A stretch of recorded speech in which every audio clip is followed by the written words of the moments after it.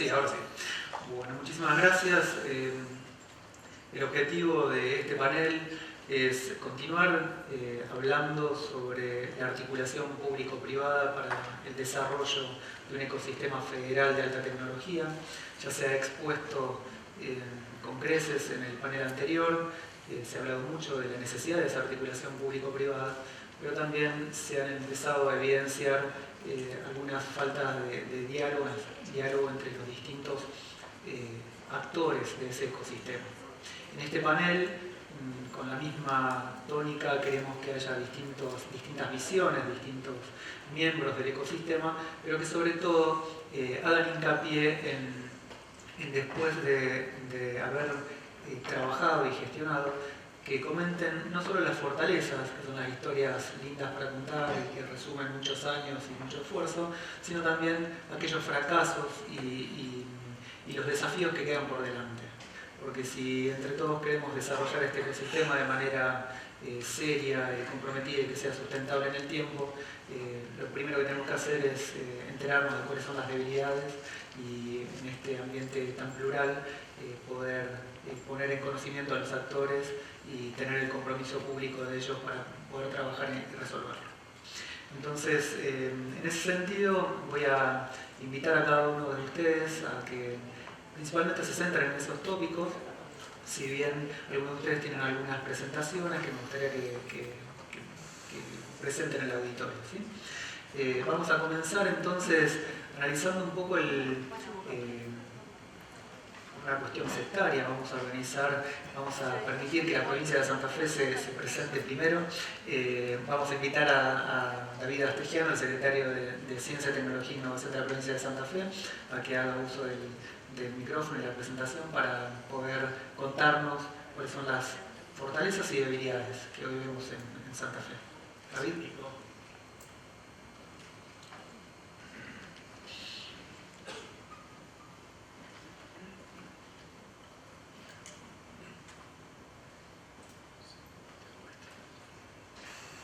Buenas tardes a todos. La verdad que contábamos con que estuviera Facundo Manes al principio para despertarnos, porque después del almuerzo, pero bueno, nos hizo una jugada, bien un poquito más tarde, así que voy a empezar yo. Bueno, en primer lugar, la verdad que felicitar y agradecer a Sancor Seguros, por un lado por el aporte que le hace a Santa Fe y a la Argentina con la apuesta que han hecho de crear el CITES. Es realmente una innovación absoluta en lo que es la experiencia argentina, así que sinceramente creo que es un aporte a todo el sistema. A Nico, que como todos los proyectos, si hay algo que hemos aprendido es que cualquier proyecto es bueno siempre y cuando tenga el enamorado del proyecto que lo vaya a llevar. Si no tenemos enamorado, más vale no nos metamos. Y Nico en eso la verdad que ha demostrado y demuestra que sin duda es ese enamorado del proyecto. Y por otro lado, el otro tema, yo creo que por lo que vamos escuchando, una característica de la Argentina es que venimos desarrollando una serie de iniciativas en esta temática y estamos en un momento que posiblemente tengamos la necesidad o la posibilidad en realidad de hacer la síntesis de esas experiencias. Creo que este tiempo que viene, a partir del camino recorrido, podemos entrar en una etapa, si somos inteligentes, de hacer la síntesis y ganar un poco del tiempo por delante. Y en eso seguramente también por el hecho de dónde proviene la iniciativa, que es de un sector que no es el sector de gobierno, para promover este diálogo, puede ser una dinámica interesante para este desafío por delante. Bueno, dicho esto, esto era un poco lo que decía Nico, un poco el objetivo de este panel, era ver fortalezas y debilidades, a fin de cuentas ver qué tenemos, qué nos falta y en realidad qué agenda podemos tener hacia futuro, siempre con la mirada, por lo menos que hemos venido construyendo en la experiencia de Santa Fe, que es a partir del capital social que se construye entre la articulación público-privada. Digo, para los que no conocen, Santa Fe tiene una historia desde sus orígenes de la colonización, 362 localidades, 18.000 pequeñas y medianas empresas, varios sectores del sistema científico-tecnológico, varias asociaciones público-privado que promueven e intentan promover distintas experiencias asociativas, y esta es la fortaleza que finalmente puede hacer o catalizar alguna de las iniciativas que nos estamos planteando. Rápidamente digo, para ubicarnos también cuál es la mirada desde Santa Fe, pero a partir de qué visión de la Argentina tenemos, ¿no? Si nosotros miramos rápidamente, este es un estudio que hizo el PNUD de Argentina, en un análisis sobre innovación en Argentina, vemos rápidamente en un cuadrante donde hay innovación y por otro lado en un eje de innovación, el eje vertical, y en el otro está lo que es la complementariedad, o sea, el encadenamiento que tiene la industria y el sector productivo Argentina. El primer cuadrante indudablemente es el cuadrante que debería estar nuestro sistema productivo. Finalmente, si uno mira, en realidad salvo el sector productivo vinculado al complejo agroindustrial con todo el paquete tecnológico que nosotros conocemos, es el sector que en general está hoy en el primer cuadrante, por lo menos con un alto grado de innovación, y en realidad le falta mucho a la economía real de la Argentina, que es lo que es importante ver para después pensar también el desarrollo, a fin de cuentas, de un sistema productivo, porque estamos hablando de empresas de base tecnológica. Entonces, bueno, nosotros siempre miramos este esquema y todo lo que hemos diseñado o tratado de actuar en las iniciativas que se han hecho desde la provincia de Santa Fe ha tenido que ver con instrumentos que favorezcan tratar de lograr esto en una provincia que, como por suerte es Argentina, es muy extensa, muy diversa y con una diversidad de sectores productivos, con lo cual, por un lado, es una fortaleza a la hora de las eventuales situaciones y crisis en la economía, pero también es una complejidad a la hora de fijar prioridades y establecer una serie de decisiones en este sentido. Bueno, finalmente, el objetivo nuestro entonces siempre es transformar la matriz productiva. Nosotros vemos que la innovación y la complementariedad es la única forma de desarrollo posible, que es la que le va a dar mayor fortaleza y le va a permitir enfrentar todos los avatares que todos conocemos de la economía global y de los ciclos de la economía criolla, para decirlo de alguna manera. Y entonces, un poco en eso están definidas las cuestiones.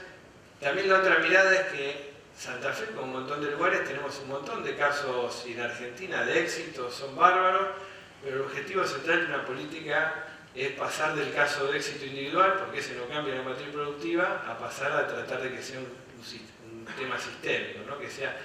Y la verdad que la innovación y el emprendedorismo finalmente está demostrado que es un tema de la especie y que tiene que ver con la cultura de una comunidad la puede potenciar o la puede inhibir.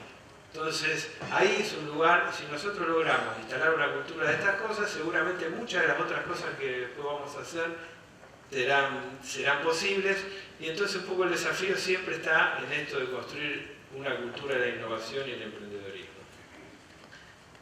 Cuando hablamos de un cambio cultural, requiere un fuerte compromiso del Estado, no del gobierno, digo porque esto también es un aprendizaje para la sociedad argentina y de la sociedad civil. Si no, en realidad habremos hecho acciones, sumarán, pero estaremos lejos de un cambio cultural, y lo que uno imagina cuando habla de esto es un clima de época. ¿Qué es un clima de época que hemos vivido nosotros? Digo, un clima de época es cuando acá venían los inmigrantes y uno no sabía por qué, pero uno lo escribía al otro y le traía a la familia y venían acá. Y así vinieron y se hizo la inmigración que se hizo. Otro clima de época es cuando se sabía, la generación de los hijos inmigrantes sabían que iban a la universidad, había que ir a la universidad y ese era el desarrollo.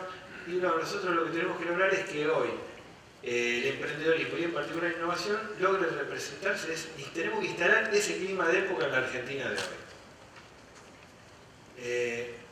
¿Dónde estamos? Como decíamos, estamos en que Argentina, creo que a fines del inicio de los 90 empezó a trabajar estas actividades con distintas iniciativas públicas, privadas, municipales, universitarias muchas.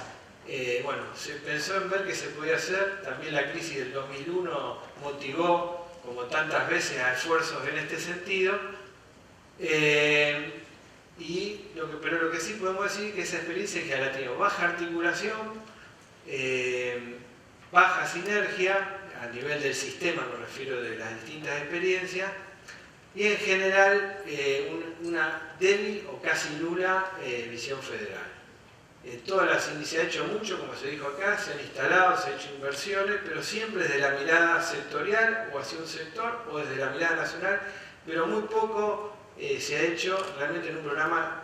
Cuando uno habla de un programa articulado federal significa acordado, con compromisos de partes y con objetivos diferentes. Los programas universales son importantes, pero también los programas federales lo que permiten es recuperar la riqueza de cada provincia, que evidentemente esa es una característica de la Argentina. ¿Hacia dónde vamos?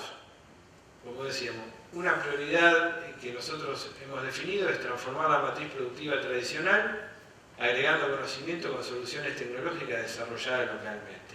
¿Esto qué significa? Que todas las convocatorias y todos los financiamientos que nosotros hacemos en los distintos instrumentos tienen que tener asociados los dos actores. Y lo que buscamos es soluciones generadas en el propio sistema en forma asociativa para tratar de romper esa barrera que se dijo aquí, que es la falta de comunicación entre un sector y el otro. Creemos que en la medida que esto se va consolidando, en realidad el incentivo de los instrumentos finalmente es secundario. Y ahí viene también, en ese desafío, viene el desarrollo de las empresas de base tecnológica. Por un lado, con dos objetivos. Por un lado, porque hoy tiene una entidad suficiente como para consolidarse como un sector productivo propio que genera su propia dinámica y realidad, pero además porque es indudablemente en este desafío de innovación y de transformar la matriz productiva, es un vector clave que puede ser el que le transmita la innovación que el sector tradicional de la economía tradicional necesita. Esas son las dos miradas. De todas maneras, en estos dos temas hay infinito por hacer, como siempre, ¿no? Y después está la otra mirada, que es un poco el objetivo que se plantea el CITES y este seminario, que es el desarrollar startup tecnológica de alto impacto. Acá también hay una experiencia que también vale la pena rescatar de lo que ha hecho el CITES, que es tener el esfuerzo y el compromiso de lo que significa traer una persona con la experiencia de ONE, que realmente está haciendo un aporte fundamental a trasladar la experiencia israelí, que como toda experiencia internacional habrá que adecuarla a nuestra propia realidad. Pero que eso es indudable, es clave para el desafío que nos planteamos en este escenario. Dicho esto, rápidamente, ¿qué hacemos hoy en Santa Fe para también ubicarnos? Trabajamos entonces, tratando de trabajar esto que decíamos de la cultura, la cuestión sistémica. Tenemos algunas iniciativas que lo plantean en el desarrollo de capacidades emprendedoras. Empezamos a trabajar con la pedagogía emprendedora desde los niños en la educación básica en conjunto con el Ministerio de Educación. Estamos trabajando también con iniciativas en talleres de la educación secundaria y una experiencia mayor, aunque ya es la etapa más tarde, porque ahí ya está formada la personalidad, pero igual estamos haciendo un esfuerzo importante. Eduardo Matoso ha sido uno de los pioneros en este tema, en lo que es la educación emprendedora a nivel de la educación superior.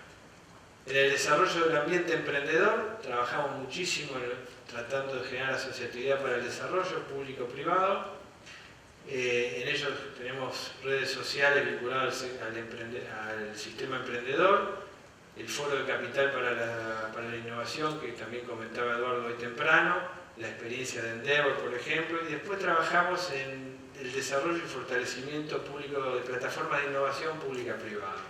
Y ahí rescatamos la experiencia de Parques y Polos, el Parque Tecnológico Litoral Centro, el Polo Tecnológico Rosario, la creación la semana pasada de lo que es Sonaí, que es este parque tecnológico en el cual se radican las primeras 17 empresas tecnológicas en los viejos edificios del batallón en la ciudad de Rosario.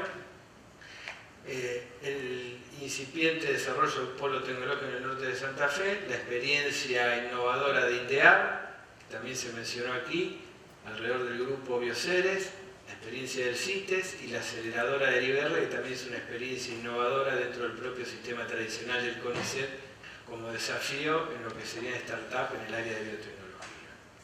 Y en el tema de financiamiento, trabajar como siempre, programas en la base de la pirámide para generar masividad y cultura, programas de financiamientos de esas características, y hemos hecho a partir de la experiencia que ha sido positiva, la creación de la Agencia de Ciencia y Tecnología para financiamiento de alta escala que promueve esto que decíamos, soluciones tecnológicas en la matriz productiva local.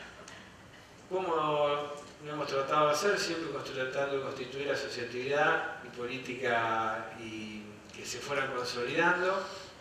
Estos programas no son programas finalmente que ejecuta eventualmente un grupo de funcionarios, un grupo de actores, pero están hoy instituidos en el Plan Estratégico Provincial, que es un plan constituido en 90 asambleas ciudadanas, en el cual hay varios proyectos, algunos están vinculados a la innovación, y es un plan de Santa Fe a 30 años, con lo cual uno imagina que en la medida que estas cosas se sigan apropiando, los que les toca seguir lo deben seguir llevando adelante. Estas son algunas de las líneas.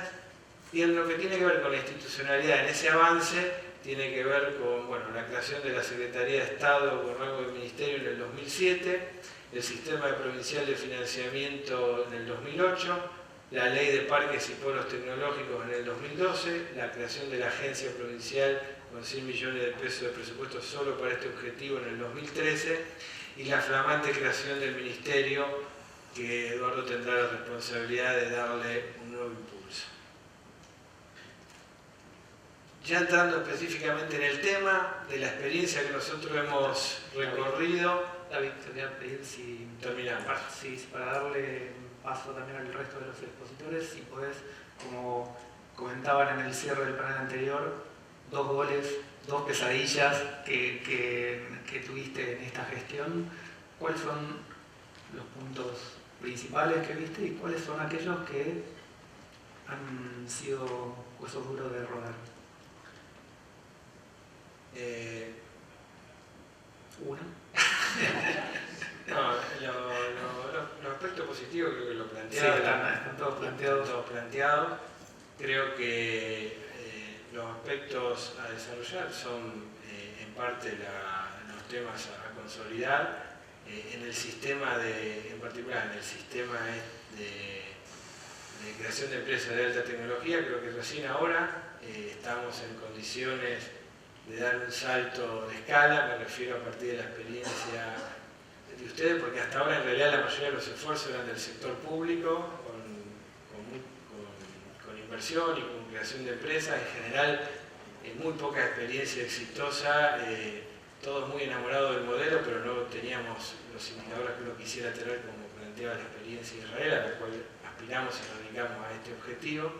Y en ese sentido creo que hay 3 o 4 planteos que, adecuados a nuestra realidad, la experiencia del modelo israelí por nuestra cultura, por nuestra experiencia y demás, creo que es el modelo que tenemos que apoyar, y creo que la agencia es, si vos querés decir, es el golazo, porque por primera vez hay fondos de escala a nivel del Estado provincial que nos permite tener esa autonomía para poder hacer este financiamiento 3-1 o 4-1 o como terminemos allá.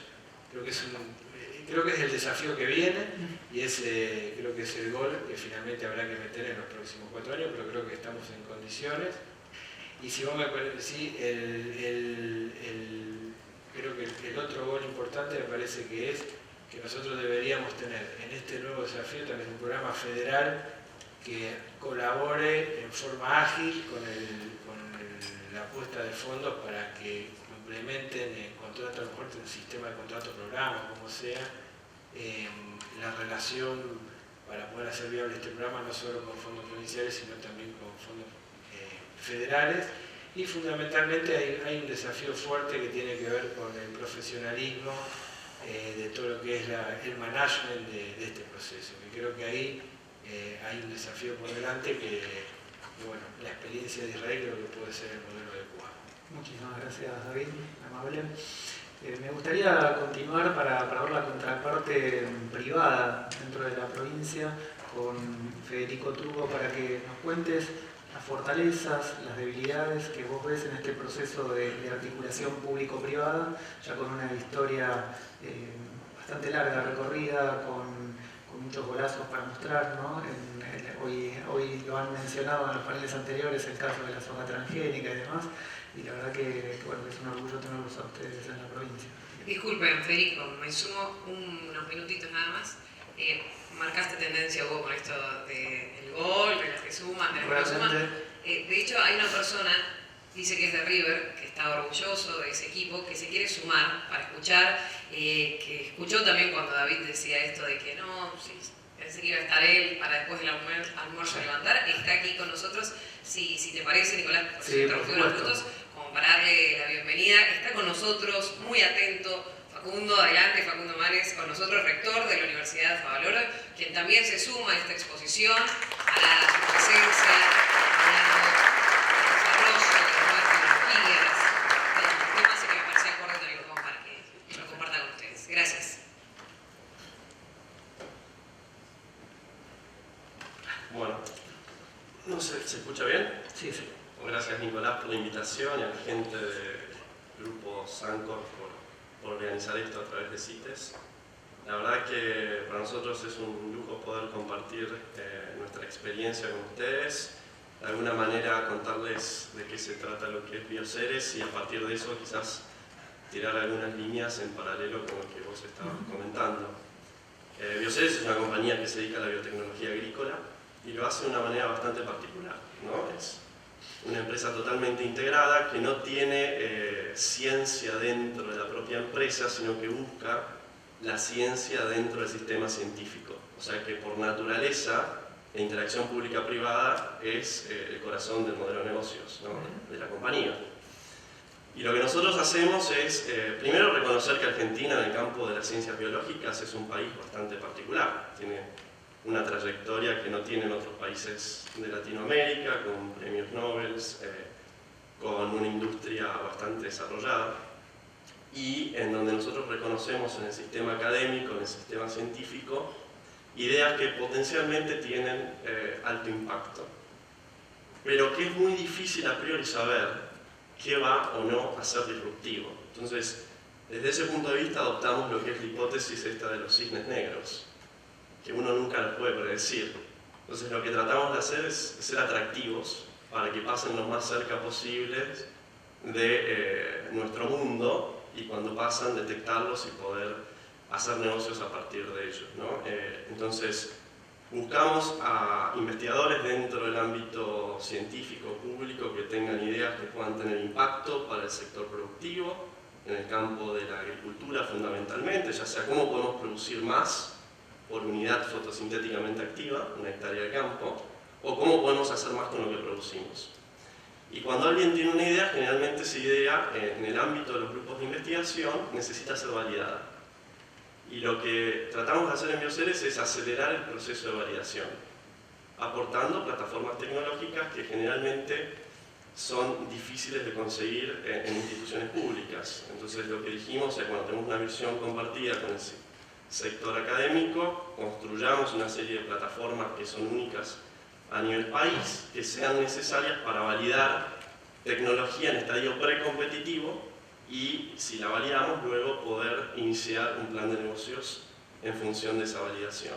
Entonces lo que tenemos en Rosario es un centro donde podemos hacer genómica de alto rendimiento, plantas transgénicas, seguir procesos que están altamente regulados, para evaluar si una idea o un concepto puede funcionar o no en un cultivo de interés o en un sistema productivo. Y si eso se da, lo que hacemos es protegerlo a partir de patentes y crear vehículos, empresas, si esas tecnologías son de alguna manera, nos pueden dar un amplio espectro de productos finales o acuerdos colaborativos para lo que son oportunidades de un solo producto. Y buscamos socios internacionales que cofondeen esas empresas junto a nosotros. Y así fuimos creando distintas compañías. Uno de los ejemplos que se mencionó más temprano en esta jornada tiene que ver con la primera soja tolerante a sequía por vía de la ingeniería genética aprobada a nivel mundial, como un desarrollo local argentino de un grupo de investigadores del CONICET de la Universidad Nacional del Litoral. Bueno, eso es algo que nosotros ayudamos a validar siguiendo este proceso de tecnología que patentamos inicialmente en el año 2003 y que finalmente hoy está aprobada para su comercialización a nivel local, en donde nosotros nos asociamos con una compañía norteamericana una vez que validamos la tecnología para poder tener el producto aprobado a nivel internacional. Y una vez que ese producto está aprobado, poder llevarlo al mercado final a partir de canales propios o de terceros por la vía de licencias. Entonces eso nos genera una forma de avanzar rápidamente en la construcción de nuevas compañías y quitamos una parte importante del componente de riesgo de la inversión, que es la validación de la tecnología en el estadio precompetitivo. Generalmente en esa parte lo que hacemos es utilizar las herramientas de fondeo público, tanto locales como internacionales, que a la vez nos ayudan a validar la calidad científica de lo que se está proponiendo para llegar al estadio de validación, y después sí el sector privado con un rol más activo. Y hoy tenemos bajo administración creo que 117 patentes, 8 empresas, la mayoría fuera del país, buscando de alguna manera globalizar ciencia que surge de laboratorios y grupos académicos locales.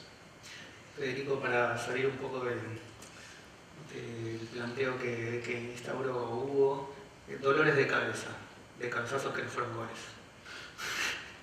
El dolor de cabeza a veces es no poder ir más rápido, porque en todo esto hay una carrera. Creo que si Argentina quiere ser líder en el mundo de la bioeconomía, hoy tiene la posibilidad de serlo si aprovecha las oportunidades con la dinámica que te puede dar a veces ser un poquito más chico. Y para ir más rápido, ¿qué combustible o qué motor hay que poner en marcha? Y yo te lo diría como no hay que tener miedo. Creo que lo que tenemos que entender quienes participamos de negocios vinculados a la ciencia, que el fracaso es un activo, que el modelo de negocios tiene que poder capitalizar los fracasos de manera tal de valer más y no menos por fracasar, y que de alguna manera todo es una función de tiempo. O sea, algo puede ser una buena idea hoy, pero si no lo operamos deja de serlo. Entonces, creo que ahí es donde ser chicos tiene cierta ventaja. Y mi preocupación o ansiedad pasa por no perder el tiempo, tratar de ir más rápido, ¿no? ¿Hay alguna cuestión de escala que también ayude a ir más rápido? O sea, multiplicar por alguna cantidad los recursos invertidos totalmente focalizados en desarrollo tecnológico, ya sea recursos humanos, inversión, equipamiento. Bueno, la limitante siempre es el recurso humano. Yo creo que lo bueno de esto es que no estamos en una carrera de economía de escala, sino que es algo de economía de repetición. Entonces, eso tiene ciertas implicancias de fondo, inclusive creo que atiende a algunas de las cosas que decía David antes desde el punto de vista del federalismo, ¿no? Porque de alguna manera, en lo que es la bioeconomía, aplicar al sector agropecuario, la agricultura de biomasa, no hay otra forma de llevar ese negocio a la práctica que no sea con industrialización en el punto de origen. Porque la logística es el principal cuello de botella de esa nueva economía. Entonces creo que hay cosas que hasta el mismo salto tecnológico hacia adelante te van resolviendo en forma colateral. Lo que yo creo es que el factor decisivo es el recurso humano, y el recurso humano es uno que uno tiene que hacer, o sea, que no lo contrata en una relación clásica empleado-empleador. O sea, nuestros empleados pasan a ser los dueños de las empresas que creamos. Y si no entendemos esa dinámica, va a ser muy difícil conseguir el recurso humano de calidad para no perder el tiempo, que es un poco lo que te estaba indicando. Muchas gracias, Federico. Antes David hablaba de que en la provincia se está trabajando a futuro tratar de potenciar la innovación y el emprendedurismo. Uno de los distritos dentro de la Argentina que más ha trabajado en el tema de emprendedurismo creo que es la Ciudad Autónoma de Buenos Aires, y Mariano Meyer tiene mucho que ver con eso, es responsable del área de emprendedurismo del gobierno. Me gustaría, Mariano, que nos cuentes un poquito las fortalezas que tiene el área, pero también las debilidades o los problemas que han encontrado en tu gestión.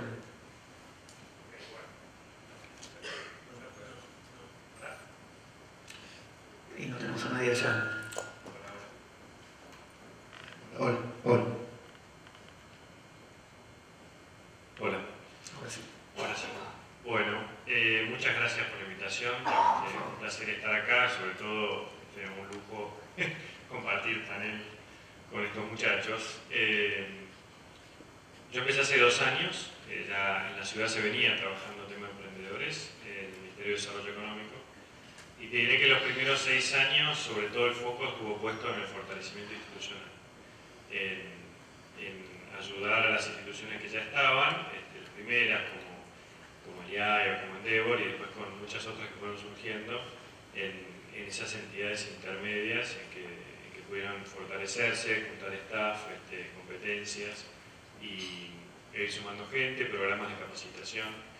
Y desde hace 2 años, sobre todo, el foco estuvo puesto en alinear el ecosistema emprendedor a una estrategia más general de innovación. Se empezó a trabajar en un plan de innovación para la ciudad, a partir de la experiencia de Israel, de Singularity University. Ignacio Peña tuvo mucho que ver ahí y muchos más, con esta idea de poner la ciudad de cara hacia el futuro, preparándonos para lo bueno y para lo malo. Entonces, cuando acepto el cargo, yo me encuentro por un lado con un ecosistema bastante maduro, casi 30, 40 instituciones trabajando en emprendedorismo, eso muy positivo, casos exitosos de renombre, Global, Mercado Libre, OLX, Despegar, o sea que un capital humano fuerte, buenas instituciones, buenos programas, pero vimos que había algunas áreas en donde el Estado podía agregar valor. Esa fue la primera preocupación, decir, bueno, el Estado tiene un rol acá, o mejor ni meterse, dejar al sector privado y a los emprendedores que anden solos. Pero después de hacer un diagnóstico bastante profundo, una enorme cantidad de reuniones, de haberme ido, mi primera semana de trabajo fue en Israel, me fui para allá, después a Silicon Valley, Corea del Sur, analizar prácticamente todos los modelos del mundo y juntarnos con ellos, vimos que había algunas áreas donde el Estado podía agregar un poco más de valor y temas para mejorar. La primera de ellas tenía que ver con el capital humano. Si bien coincido en que tenemos muy buenos emprendedores acá, sigue siendo por un lado algo de nicho, algo muy chiquito, y por otro lado creemos que el emprendedorismo tiene mucho para decir en esta discusión, este replanteo de la educación para el trabajo o del capital humano para el futuro. Es decir, bueno, supongo que Facundo por ahí ya es mucho más autoridad que yo, pero todo lo que tenga que ver con la actitud emprendedora o competencias emprendedoras, que técnicamente algunos me dicen que es habilidades blandas o socioemocionales y las metodologías ágiles para desarrollar proyectos, son competencias que toda persona debiera tener en el mundo del trabajo del futuro, no solo ese nicho de emprendedores de alto impacto. Por eso decidimos empezar un programa masivo de competencias emprendedoras. Para el largo plazo con el sistema educativo formal, que esa es otra discusión larga, ¿no? Cómo el sistema educativo formal no está preparando, salvo unas excepciones, en estos skills. ¿Qué puntos duros tuviste en tu trayectoria? Bueno, dificultades. La articulación con otras áreas y después en el otro punto más importante, que es el de financiamiento, nosotros ahí el planteo fue que creemos que el Estado para algunas instancias no es bueno eligiendo a quién darle dinero. Que los mejores modelos en el mundo funcionan cuando el Estado acompaña la inversión que hace un privado, la decisión que hace un privado, que pone su propio dinero además, que elige mejor, que tiene más expertise. Y eso es algo que es complejo y es complejo de instrumentar internamente. Nos costó muchísimo poder establecer este programa de Capital Semilla que hicimos a través de aceleradoras, donde nosotros de alguna forma nos tomamos el tiempo de elegir nuestro socio, o sea, a quién le íbamos a coinvertir, pero después íbamos a confiar en el privado, en dónde iba a invertir. Eso fue bastante complicado de instrumentar, pero bueno, creo que al final lo logramos, todavía hay muchísimo para mejorar. Lo positivo fue que hicimos varias reuniones antes con todos los posibles interesados, preguntándoles si se iban a presentar o no y cuáles eran, de alguna manera lo co-creamos a ese programa, porque lo peor que te puede pasar es lanzar un programa y que no se presente nadie, que hay demasiadas experiencias en ese sentido. Y después el otro tema donde tuvimos bastante fricción fue en este planteo de pasar de un ecosistema a un ecosistema.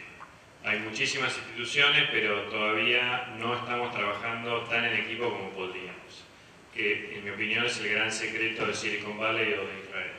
Esta visión de abundancia o de la creación de valor compartido y no de que todo es un juego de suma cero, no todos lo entienden, y nos parece que eso es fundamental para que logremos establecer una verdadera comunidad. Entonces ahí estamos en un rol medio complejo donde hay que amacarse bastante entre fomentar, ser uno más, pero a la vez presionar para ir logrando que todos trabajemos en equipo. Pero creo que vamos dando pasos en ese sentido. Con esta idea de que haya una verdadera comunidad. O sea, que esas fueron las dos experiencias más fuertes. Y después hay temas muy nuevos, ¿no? Todo lo que estamos intentando hacer con respecto a la innovación con impacto social. Ahí nos parece que el emprendimiento y la innovación tienen muchísimo para dar. Estamos en una coyuntura compleja. A mí lo que más nos preocupa es muchísimos chicos que bajaron los brazos, los jóvenes ninis. Tenemos que volver a hacer atractivo el camino difícil, el camino del esfuerzo, de plantearles a los chicos un sueño de progreso que vale la pena. Y ahí es algo donde nos gusta aplicar los criterios de eficiencia, de emprendedorismo y profesionalismo para un emprendimiento digital, pero no es tan fácil. Es mucho más cuerpo a cuerpo y va más lento de lo que uno gustaría, pero es algo que hay que hacer.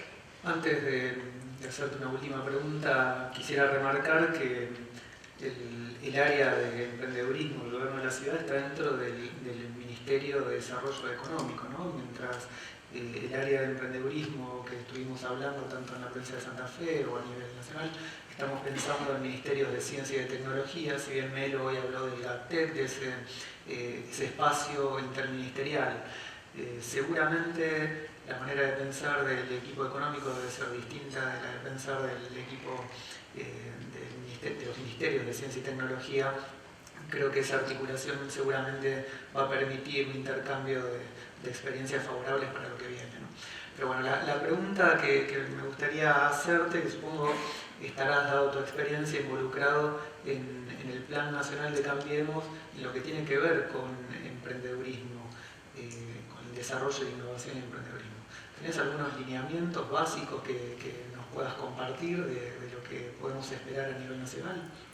Bueno, sí, algunas cosas les puedo contar. Vinimos trabajando, la verdad que muy bien, hay gente muy valiosa dentro del mundo más de los partidos que integran Cambiemos, pero también fue una mesa abierta donde vinieron muchísimos referentes de todo el país. Lo que notamos son que lo que trabajamos en la ciudad, que es lo que la mayoría de la gente considera que es importante, que es capital humano, comunidad, financiamiento, impacto social. A eso habría que agregarle, por un lado, un cambio en el marco regulatorio. Hoy no tenemos un marco regulatorio amigable para los emprendedores. En realidad no es amigable para ningún negocio. En el ranking del Banco Mundial estamos en las últimas posiciones. Así que teníamos que mejorar eso, pero creo que ya Manu va a contar un poquito, así que no voy a profundizar. Pero después también vimos que había que poner un foco muy grande en lo que es las economías regionales, en el desarrollo de clústeres en el interior del país y en lo que mis amigos de Jujuy y de Nubimetrics llaman los talentos regionales, es decir, no poner todo el foco solamente en lo que es más bien agroindustria, sino también en otros verticales donde hay muchísimo talento en el resto del país y muchísimas ganas. Entonces hay un foco grande puesto ahí y en un programa de financiamiento más potente, ¿no? Nubimetrics, para los que no lo conocen, es un emprendimiento de unos jujeños que hoy ya han separado el equipo en dos. El equipo técnico se mantiene en Jujuy, pero los emprendedores que lideran la empresa están aquí en Buenos Aires, son los responsables de todos los algoritmos que permiten al mercado libre proveer servicios a sus clientes. Y un poco las propuestas del plan están lo que hablamos recién, el marco regulatorio, la enseñanza del emprendedorismo en la escuela primaria, secundaria, universitaria, la mirada de impacto social, y a eso le agregamos también una mirada de ayudar en la articulación entre los distintos programas. O sea, lo que no queremos es que si hay un programa nacional sea el gobierno nacional desembarcando en cada provincia, en cada ciudad a hacer las cosas. Nos parece que hay programas excelentes en todo el país, Entonces estamos pensando en un esquema más descentralizado, donde aprovechemos las capacidades y los programas donde hay mayor madurez y articulemos con ellos, tanto a nivel provincial como a nivel ciudades, e incluso ayudemos a cómo pensar a cada provincia esa articulación, y donde podemos sumar más, meternos, y donde no molestar, ¿no? O sea, me parece que hay que dedicarle un poco de tiempo porque hace a la institucionalidad también de los programas, pero por supuesto con una mirada integral del desarrollo. Vos hablaste de desarrollo económico, nos parece que no hay que compartimentar tanto, o sea, en el fondo son distintas facetas, pero estamos hablando del desarrollo de las personas. A mí me gustó mucho cómo, sin hacer política, pero en su discurso, sus primeras palabras como presidente electo, Mauricio, después de hacer un largo agradecimiento, dijo muy poquitas cosas, y una de las pocas cosas que dijo fue que la misión era cómo ayudar a las personas a desarrollarse en su trabajo, en sus familias, con espíritu emprendedor. A mí eso me pareció bien clarito de hacia dónde estamos apuntando. Muchísimas gracias, Mario. El año pasado, en septiembre, invitado y acompañado por Lisandro Abril, participé de la reunión anual de Venture Capital de LABCA en Nueva York, y uno de los resultados que me llamó un poco la atención era un scorecard de LABCA, justamente, donde ponían en comparación a Argentina con los otros países latinoamericanos, uno de los aspectos claves donde nosotros no calificábamos era en el marco regulatorio. A los 2 meses Hugo Candy nos invita a participar del lanzamiento del índice sistémico, que hoy hemos repartido algunos ejemplares aquí, ya de la segunda edición. Y también volvía a repetirse ese indicador, y hoy, como lo mostró, también es una falencia de la Argentina.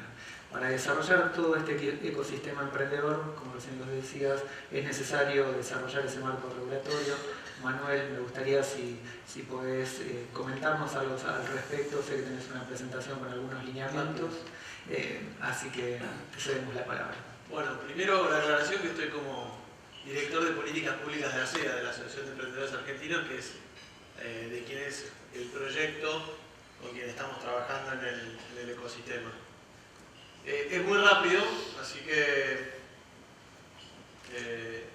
ponemos en pantalla. Básicamente es el resumen de los problemas que tiene un emprendedor. Tengo 15 años de abogado asesorando a emprendedores y fondos de capital de riesgo, y básicamente lo que hicimos es volcar todos los problemas que tenemos, que tiene un emprendedor a la hora de lanzar una compañía en Argentina. Muchos de estos problemas fueron resueltos en gran parte de los países del mundo, y sobre todo en nuestros países vecinos, los que también nos da un poquito de bronca, felices por ellos, pero bronca a nosotros, porque nosotros tenemos el ecosistema institucional emprendedor más antiguo de la región. Con lo cual, lo que hicimos es proponerle a nuestros futuros gobernantes y a los gobernantes en general, es una ley ómnibus. ¿Qué es una ley ómnibus? No es que va en bondi, ojalá que pase en bondi por el Congreso, pero la idea es una ley que modifica muchas leyes que hoy están poniendo esas barreras que dijo hoy Hernán. Hernán habló hoy de quitarle palos en la rueda a los emprendedores y a los inversores. Y tiene que ver con esto. Lo primero es una reforma de la ley de sociedades que básicamente data del año 1972. Si recuerdan qué existía en 1972 a nivel tecnología, se van a dar cuenta que esta ley está un poquito vieja. El problema que pasó, que cuando trataron el Código Nuevo de Comercio y Civil, no llamaron a los emprendedores ni al ecosistema emprendedor, y lanzaron una cosa que se llama SAU, Sociedad Anónima Unipersonal, que supuestamente era para emprendedores, dijeron en algunos de los debates legislativos, y no, exige 3 directores, triple sindicatura, lo que yo imagínese una persona unipersonal lanzando una compañía con 3 directores y 3 síndicos, entre otras barrabasadas que dice ese articulado. Entonces, básicamente la sociedad anónima simplificada es un modelo de ley que está hoy ya aprobado en Colombia, que funciona muy bien. Tiene también la particularidad que se puede hacer online. Esto ya funciona en Estados Unidos hace años. El sistema de Delaware ya existe. Tiene un objeto amplio. Hablando hoy, Oren hablaba de la posibilidad de fracasar del emprendedor y que eso no sea visto como un estigma. Lo que da el objeto amplio es: no funcionó esta idea, con la misma sociedad lanzo otra. Y así sucesivamente, el emprendedor no tiene que andar constituyendo sociedades continuamente. El tema del quit y la cuenta bancaria en un día, todas estas cuestiones pueden ser perfectamente resueltas con resoluciones del Poder Ejecutivo.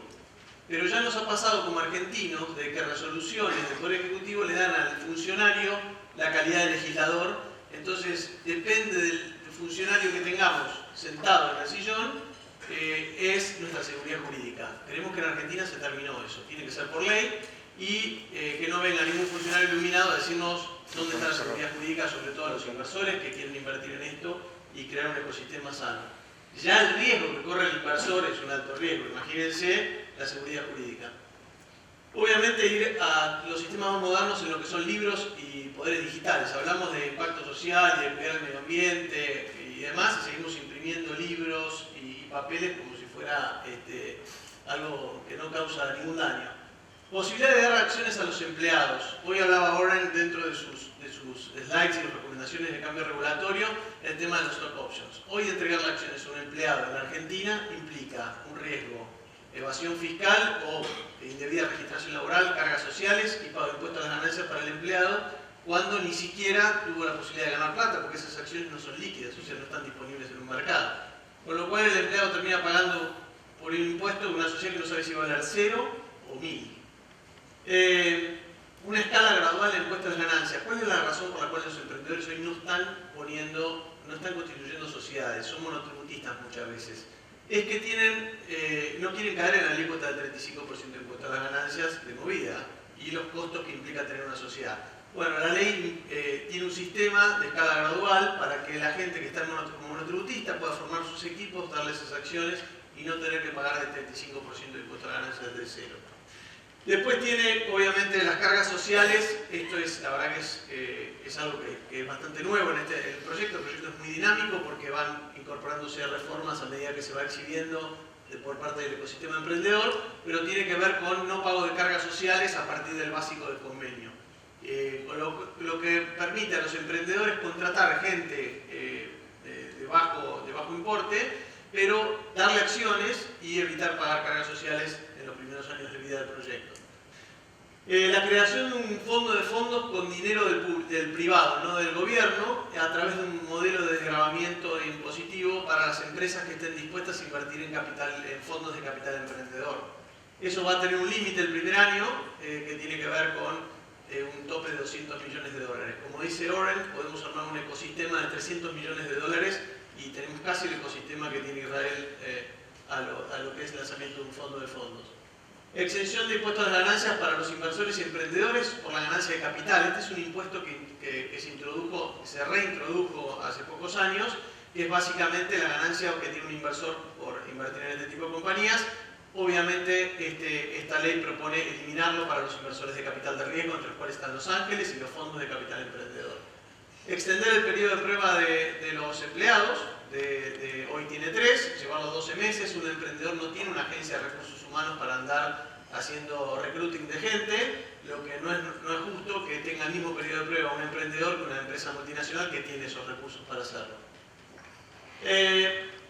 Otra cosa innovadora que tiene el proyecto es el crowdfunding público del sistema de financiamiento colectivo. Esto permite que los emprendedores, a través de un portal autorizado por la CNB, en un proceso muy simple, básicamente, Carlos Lerner habló recién un poquito del proyecto de la bolsa. Este es un proyecto de ley y en coordinación con la CNB, que básicamente lo que propone es que emprendedores puedan salir a ofrecer hasta el 10% de sus acciones a emprendedores chicos. ¿Cómo se sabe si esto es muy simple. Si hoy estamos permitiendo que una persona entre con su salario a un casino a perder el 100% de su sueldo, ¿por qué no los dejamos invertir en la innovación y la innovación del futuro de su país? Entonces, pero sí no los hagamos arriesgar de más. Hoy existe un sistema que es macabro, que es el sistema del dólar ahorro, que alguno que otro habrá comprado, acá me imagino dólar ahorro. Ese sistema permite establecer qué nivel de patrimonio tiene una persona. Esa persona con ese sistema nosotros podríamos determinar qué nivel de patrimonio está arriesgando el inversor en esa plataforma de crowdfunding y en caso de que esté superando el límite previsto por la ley, no se lo dejaría invertir por ese año hasta que renueve la capacidad para invertir. Con esto nos ahorraríamos los riesgos que tiene esta ley, que es básicamente que se transforme en un mercado financiero exclusivamente y no en un mercado de inversión productiva. Y después lo proponemos, nosotros queremos desde ASEA que el ANSES debiera estar asegurando la innovación, la inversión en innovación en el futuro de nuestro país, y hoy no lo está haciendo. O sea, no lo está haciendo en empresas de base tecnológica, no como nosotros pensamos que se tiene que hacer desde ASEA. Obviamente toda esta ley está cortada por lo que es las empresas de impacto social, con lo cual algunos de estos beneficios se incrementan en caso de que la empresa tenga impacto social. Ese es básicamente el resumen de lo que es, a grandes rasgos. La ley tiene 50 artículos y está siendo todavía conversada con los distintos sectores políticos. Eso te quería preguntar, ¿cómo les ha ido con los distintos sectores políticos? ¿Cuál es el feedback? Bueno, con el señor se está yendo bastante bien. A ver, como dijo Mariano, esto es una herramienta que surgió de una mesa del ecosistema emprendedor, en donde muchas de estas políticas públicas se pusieron sobre la mesa, y es un resumen, es una herramienta. La ley por sí sola no sirve para nada. Si uno no le pone una política pública atrás, un funcionario que la gestione, no va a funcionar como una ley perfecta que tengas. Creemos que está dado el marco para que esa ley funcione. Esto favorece, es federal, o sea, es a nivel, favorece al municipio. Incluso hay herramientas para municipios y para las provincias que no tienen dentro de sus legislaciones, que los ayudaría mucho al tema de los fondos. Por eso, hasta hoy tenemos una validación a nivel ecosistema, de alguna manera, y con muchos actores del sector y otros partidos políticos que sí están interesados. A ver, ser emprendedor digamos, no compite políticamente con nadie. Todo el mundo tiene un emprendedor en la familia. Uno, no importa si es de Frente para la Victoria, si es de Cambiemos. Entonces, creemos que esta ley favorece a todos, no a un sector político en particular. Por ende, consideramos que es una ley con sello argentino, no es una ley con sello de un partido político. Así que desde ese punto de vista creemos que no queremos tener muchos inconvenientes. Sí hay sectores que van a estar de alguna manera afectados con cosas chicas, pero bueno, como pasa siempre en toda política, ¿no? Muchas gracias, Manuel. Voy a pasar a un siguiente tema que involucra actores relacionados con fondos de inversión o vehículos de inversión para capital emprendedor. Voy a empezar primero con Julián Cohen, porque hoy Carlos Lerner estuvo en el panel anterior hablando desde la Bolsa de Comercio sobre la iniciativa argentina para un fondo de innovación tecnológica, en particular el único FIT aprobado, tiene nombre y apellido, que es el FIT de Cohen, y nos gustaría conocer en este panel de fortalezas y debilidades cuál ha sido la experiencia con este fondo. Muchísimas gracias primero por la invitación. Trabajamos mucho con el Fondo de Innovación Tecnológica Cohen. De hecho, el estudio de Tanómica fue quien nos asesoró desde lo legal y básicamente lo teníamos juntos. Con mucha ayuda de la Bolsa de Comercio y con mucha ayuda, originalmente una idea, como dice la película, idea de producción, la idea fue del Ministerio de Ciencia y Tecnología de la Nación, que dijo, o que vio que faltaba en el ecosistema emprendedor una parte del capital de riesgo, lo que sería un serie A, inversión en serie A. Ahí invita a la bolsa, y Carlos dice, bueno, podemos convocar a Cohen, y nosotros tomamos el guante y convocamos a nuestros abogados Tamara Casani y desarrollamos el fondo. Logramos la aprobación trabajando codo a codo con la CNR, y cuando finalmente nos dio la aprobación, cambiaron una norma donde los fondos con inversión no podían invertir en otros fondos. Esto hizo que los fondos PYME, que eran uno de los targets inversores de nuestro fondo, no pudieran invertir por un cambio de norma que la verdad que no lo vieron. Con lo cual, el fondo fue aprobado, pero cuando fuimos a levantar el dinero, por un error, una decisión política de un administrativo, no conseguimos los inversores, porque el mercado de capitales, que es donde nos movemos del grupo Cohen, básicamente los inversores privados normalmente no suman más del 5 o 10% de este tipo de instrumentos, y después son inversores institucionales, 50% compañías de seguros, 50% fondos de inversión. Y nos quedamos sin los fondos de inversión por una decisión administrativa. Las compañías de seguros estaban en un proceso también de cambio de cartera, por cambio de normas a nivel nacional, y no estaban con ánimo de mirar este tipo de productos de largo plazo. Con lo cual el fondo fue aprobado, pero no pudimos levantar el capital necesario. Seguimos con el fondo en este momento en estado latente, pero fue un muy lindo desarrollo, donde funcionó muy bien la conexión privado-pública, hasta que por un error administrativo no logramos levantarlo. Conozco una aseguradora, después si querés te presento a alguno de los responsables de la misma, tal vez podemos avanzar. No, el inciso K es un tema importante, pero no es fundamental. Las compañías de seguros pueden invertir en estos fondos. Lo que pasa es que el incentivo del inciso K fue lo que tampoco logramos, porque el Ministerio de Economía no se sentaba a aprobar este producto dentro del inciso K.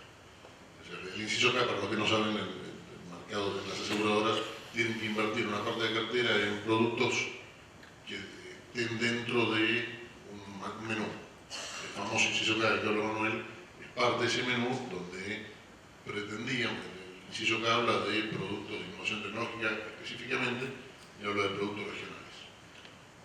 Y nosotros íbamos a ir a buscar la parte de las aseguradoras que tienen que invertir ahí, por no ser una partecita, la pudieron invertir. Hay algunas compañías, como la que vos te referís, con la que hemos estado conversando al respecto, esperamos lograr ponernos de acuerdo, pero la gran mayoría de las otras aseguradoras no estaban con ánimo de invertir en este producto, porque capital de riesgo es producto de riesgo con mucha volatilidad y de largo plazo. Y cuando en Argentina estamos con mucha volatilidad en sí mismo, en un mercado donde la regulación también mucho, las compañías de seguros no estaban con especial ánimo en invertir en este producto. Había 3 o 4 que lo hubieran mirado, ninguna decidió liderar en su momento a acompañarnos, y ahora seguimos charlando con alguna que otra. Muchas gracias, Julián. Diego, te presentamos como director de posgrado del ITBA y también como fundador de Equitas Ventures. Me gustaría que empieces por el segundo tema, para continuar hilando la discusión, si puede ser tu experiencia al frente del fondo, los puntos fuertes que has visto y las dificultades por las que has atravesado. Lo primero que te voy a decir, bueno, y gracias por la invitación, es agradecer a Manu, que fue uno de nuestro asesor también. Manu estuvo en todas, tenemos que contar dónde no estuvo. Y lo mejor es ahorrar tiempo, porque lo que escribió Manuel prácticamente vi todas. O sea, todo del otro lado, ¿no? Del lado del problema. Empezando, para armar el fondo, un fideicomiso, estuve una semana en la FIP sin dormir prácticamente para que no me dieran el WIT. No lograba que me dieran el WIT. Como no entendía cómo funcionaba el fideicomiso, etc. Y si no era por una charla que nos hizo Tomás Bulat en televisión, dije, me voy a hablar esta noche, entonces se van a dar cuenta del que tratamos, no nos lo daban. O sea, a ese nivel de arbitrariedad. Otra problemática, y eso es uno de las pesadillas, así ya te voy adelantando la pesadilla. La otra pesadilla tiene que ver, nos pasó literalmente que teníamos un inversor del interior, que invertía en el fondo y que nos dijo, buenísimo, invertimos, pero resulta que el Banco Central nos quería retener durante un año porque decía que como un fondo de inversión era especulativo, entonces tenía que tener un año sin encaje, con un traje, pero sin darnos intereses. Y el tercero fue que en medio de una inversión, habiendo prestado $100.000 a un proyecto que estaba espectacular, en ese fondo que era un fondo de paso para proyectos sustentables, o sea, realmente una temática absolutamente relevante para el país, nos pasó que en medio de eso, que teníamos un año, un préstamo bullet, y automáticamente hubo cambio de reglas, pasó el split del dólar, la limitación, digamos, de poder convertirlo libremente, y terminamos perdiendo una inversión que era absolutamente impecable. Entonces, la peor pesadilla es eso. La peor pesadilla es cuando vos estás y te cambian, cuando vos interpretás que el sistema o que la reglamentación no te entiende. No te entiende. Eso es tanto como emprendedor como inversor. Cambios de regla. Entonces, cuando uno piensa de integración público-privada, lo primero es desde lo público las reglas. Las reglas tienen que ser claras. La ley que dice, como lo que está proponiendo Manuel, es impecable. Pues. Tiene que ver con todas las problemáticas que uno va viendo, las cargas sociales, el IVA es atroz para un inversor, para un emprendedor. Atroz, sobre todo cuando tiene capital intensivo, requiere inversiones importantes y tarda en recuperarlo porque no tiene ventas de entrada. Entonces le lleva bastante tiempo. Lo cual ese tipo de cosas son clarísimas. El IDVA es una de las escuelas de ingeniería más prestigiosas de la Argentina. Si bien el Día del Ingeniero se debe a la inauguración de la ingeniería química en la Universidad Nacional del Litoral, vuelvo. Nosotros tengo que hacer un mea culpa. Desde CITES no hemos ido todavía a visitar IDVA y ver a los estudiantes y emprendedores que allí tienen, pero también están desarrollando un programa de emprendedurismo en el IDVA. ¿Puedes comentarnos un poco cuál es el impacto que tienen, qué tipo de emprendedores salen? Estuve en contacto en Israel con los chicos de Quadminds que salieron del IDVA. Realmente es una empresa muy interesante que está aplicando Internet de las Cosas en varias problemáticas, tanto del sector privado como público. ¿Puedes contarnos un poquito de tu experiencia? Primero tuvo su centro de emprendedores, y lo tiene todavía, hace muchísimos años. También participamos varios, personas que están en la audiencia también participaron. O sea, en eso te funciona bien. Lo que ocurre es que hoy la innovación y el emprendedurismo es totalmente transversal. La buena noticia, que es el golazo más importante, es que hoy el 60% de los alumnos que se gradúan quieren ser emprendedores. Hace muchos años, o 10 años, era menos del 20, después pasó 40 o 60. Entonces, se lo motiva al alumno desde la posibilidad de ir a los emprendedores si quiere, pero fundamentalmente transmitiendo este espíritu innovador que consiste en profesores, diferentes profesores o actores del ecosistema que cuentan de alguna manera cómo funcionan.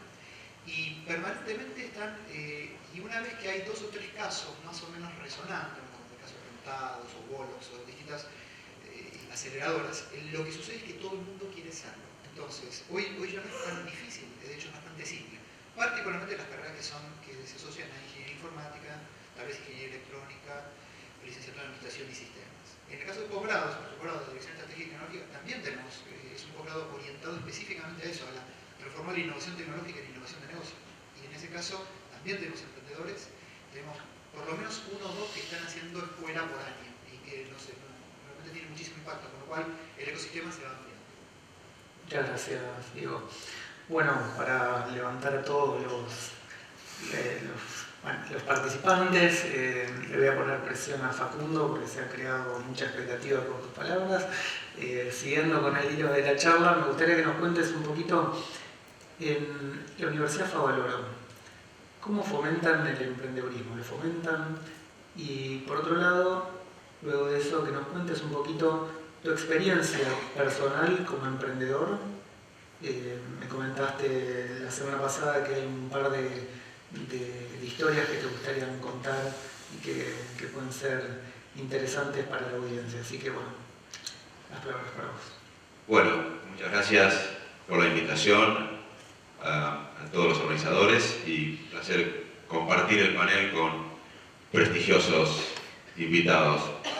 Yo quiero repartir, si me permitís, los 10 minutos creo que corresponden a cada uno, en 3 minutos hablando como neurocientífico, explicando cómo surge la creatividad, porque de última todo lo que hablamos surge en el cerebro. Quiero explicarles unas cosas de la creatividad. Quiero hablar 3 minutos o un tercio como emprendedor, que es la pregunta que me hiciste, y en los otros 3 minutos quiero resumir mi visión como ciudadano preocupado por cómo la sociedad del conocimiento se convierte en no solo una política de Estado, sino un paradigma que nos una a los argentinos, como nos unió la democracia. Creo que tenemos una oportunidad en la sociedad del conocimiento, en la economía creativa, de los argentinos mirar el futuro y luchar por algo más allá de las banderas políticas, como nos unió la democracia en un momento, nos puede unir este paradigma. Pero para eso les voy a contar mis preocupaciones que tienen mucho que ver con lo que decía David del clima de época.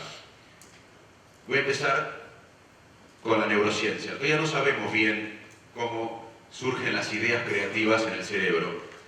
Lo que sí sabemos bastante bien es en qué situaciones se favorece la creatividad. El primer paso de la creatividad es la preparación. Cualquiera de los habitantes de la Argentina que esté bien nutrido y con estímulo afectivo y cognitivo puede ser creativo. O sea, cualquier cerebro puede ser creativo si está alimentado, si está estimulado afectiva y cognitivamente. Pero hay que prepararse. Ninguno de los habitantes de la Argentina va a ir caminando por la vereda y va a recibir un rayo que le va a meter una idea que nunca pensó antes ni para la cual trabajó. O sea, no va a pasar.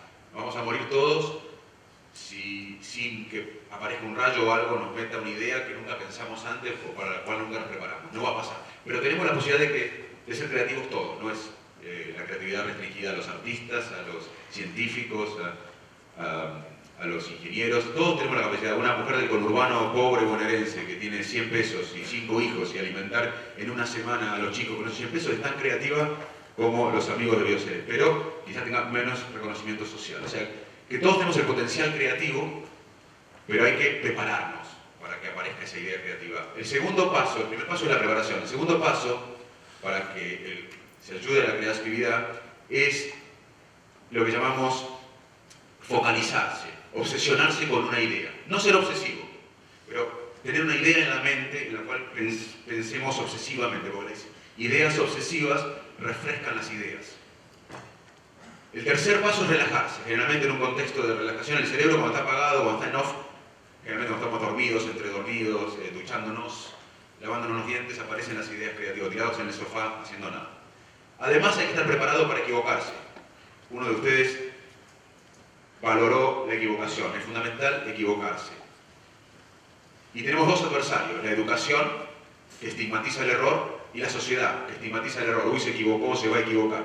Hay que equivocarse. Steve Jobs se equivocó muchas veces antes del iPad, Galileo incluso se equivocó con la velocidad de la luz. Tenemos que estar preparados para equivocarse. Además hay que estar un poco loco, hay que tomar riesgos, no hay que tener miedo, el miedo paraliza. Y además tenemos que crear un contexto creativo, que es un poco lo que explica por qué yo apoyo las palabras de David como clima de época. ¿Por qué Silicon Valley es Silicon Valley? Porque hay un contexto creativo. ¿Por qué Harvard, Oxford, Cambridge son mejores universidades que las 180 si las paredes son iguales, las computadoras son iguales, las camisas de los profesores son iguales? Es porque Harvard, Oxford, Stanford, de 10 personas que trabajan ahí, 10 quieren cambiar el mundo. La universidad 180, aunque tenga las mismas computadoras, las mismas paredes, los mismos jardines, de 10 personas solamente una quiere cambiar el mundo. Las otras quieren un trabajo o un futuro económico mejor. Tenemos que crear un contexto creativo. Así que esto, que como científico le digo, no hay una regla para ser creativo, pero hay un contexto para ser creativo, lo tenemos que trasladar al país. Como emprendedor, pasando a los otros 3 minutos, nosotros tenemos que valorar también las empresas, tenemos que valorar las empresas o los emprendimientos que no cotizan en bolsa. Cuando yo llegué a Argentina en el 2001, fui como jefe de área a los 32 años, un área importante en FLENI, el área cognitiva y neuropsiquiatría, pero tenía en la mente crear un instituto de ITERA del cerebro, estudiar el cerebro en la parte cognitiva, no solo las enfermedades, sino cómo pensamos, cómo decidimos, cómo las emociones guían nuestra conducta, el cerebro normal, con el método científico, en humanos. Eso no existía en Argentina. Estaba el psicoanálisis y estaban excelentes neurólogos, psiquiatras y neurocirujanos. Renunciamos a FLENI, 20 personas renunciaron después que renuncié yo, por la necesidad de hacerlo, lo hicimos con un modelo cooperativo. Juntamos a 40 médicos excepcionales y la mitad de los ingresos iban a financiar la investigación dura de cómo se procesa la empatía en el cerebro o cómo funciona el cerebro social. Hoy INECO, que tiene ya una sede en Rosario, estamos creando INECO Colombia, ya tiene una sede en Chile, tenemos INECO Favaloro, que tiene más de 1000 personas, fue un emprendimiento privado, fue una política pública desde el sector privado, pero nunca vamos a cotizar en bolsa, porque lo que nos propusimos fue cambiar una cultura. Hoy los libros de neurociencia son los más vendidos del país, los programas de televisión de neurociencia. Hoy la sociedad empieza a entender el valor de la neurociencia. Para que vean esto, cómo surgió desde lo privado y no de lo público, vean lo que hizo Obama, el presidente Obama, nos guste o no, presidente de la principal potencia económica del mundo, hace unos meses, puso la neurociencia como prioridad de la ciencia americana. Y él dijo, como en algún momento el presidente de los Estados Unidos se propuso ir a la luna, yo me propongo que la neurociencia sea la prioridad de la ciencia americana. Acá lo hicimos del sector privado. Yo fui al CONICET en el 2001 y no sabía bien qué era la neurociencia cognitiva. Yo lo tengo que hacer solo. Ahora sí tenemos apoyo del CONICET, apoyo del Ministerio, pero 10 años más tarde.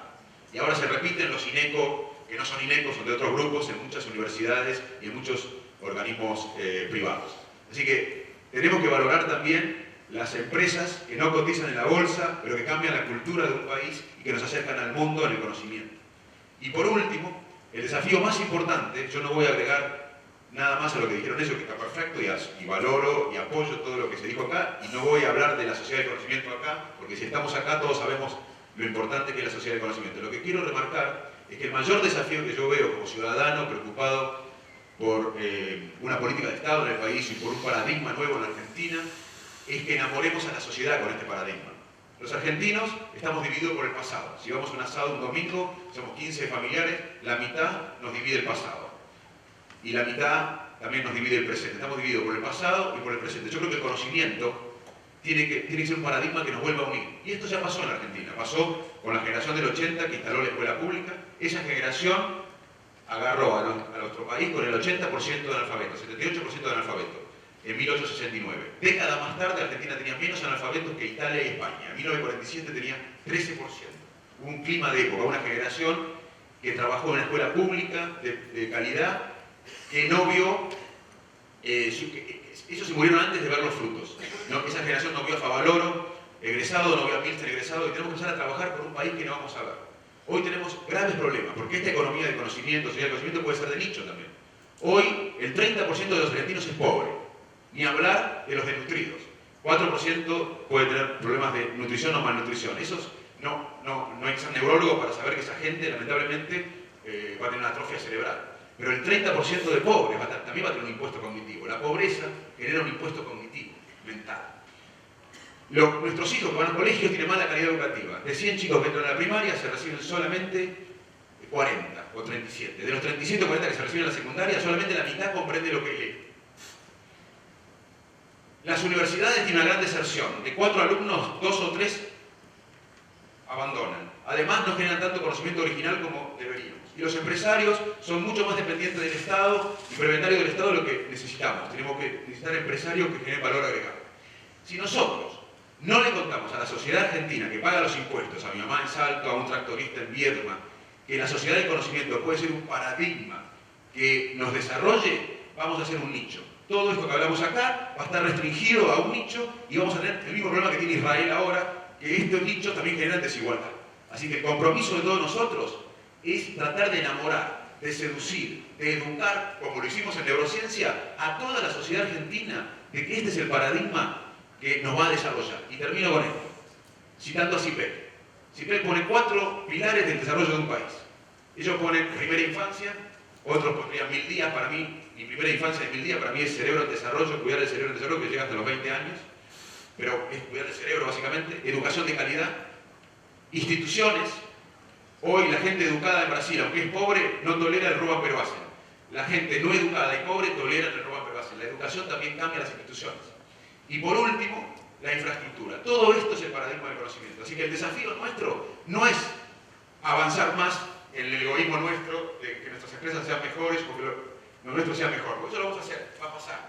Pero va a pasar en un hecho muy chiquitito. Y la obligación nuestra como patriotas es enamorar a una sociedad que se enamore del paradigma del conocimiento como también prenda de unión de los argentinos. Sino que pongan otro paradigma. Para mí no hay otro mejor paradigma que el conocimiento. Muchas gracias.